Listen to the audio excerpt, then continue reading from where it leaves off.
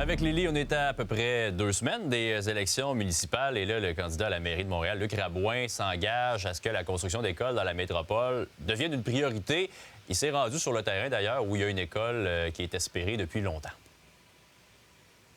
Oui, c'est ici où je me trouve en ce moment. On est dans Côte-des-Neiges, dans un endroit qui s'appelle le secteur du Triangle. Et dans les dernières années, il y a vraiment eu une construction de tours à condos, d'immeubles qui a explosé. Et sur le terrain où je me trouve en ce moment, une école devait être construite pour accueillir tous les enfants qui se trouvent dans les condos, les logements. Mais le projet a été mis sur pause par le gouvernement provincial, comme 10 autres chantiers d'écoles comme ça, similaires dans la province.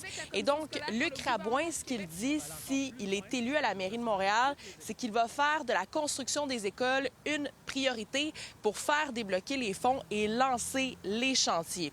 C'est le cas ici, mais c'est aussi le cas dans Verdun, Ville-Marie, Lachine, Huntsic.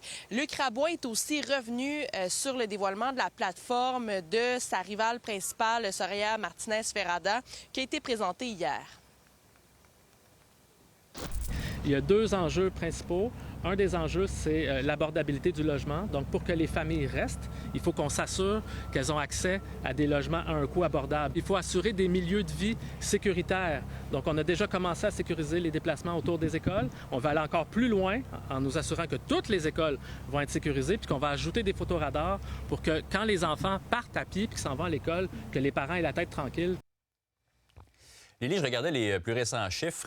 Les Montréalais sont pas trop sûrs pour qui voter. Hein? Il y a plus d'un tiers d'entre eux qui sont indécis. C'est ce que révèle un sondage Segma commandé par Radio-Canada. Plus de 37 des électeurs de Montréal ne savent même pas pour qui voter présentement. Et sinon, pour ce qui est de Soraya Martinez-Ferrada, elle récolte 26 des appuis. Et ensuite, c'est Luc Rabouin qui récolte 18 des intentions de vote. Merci beaucoup, Lily.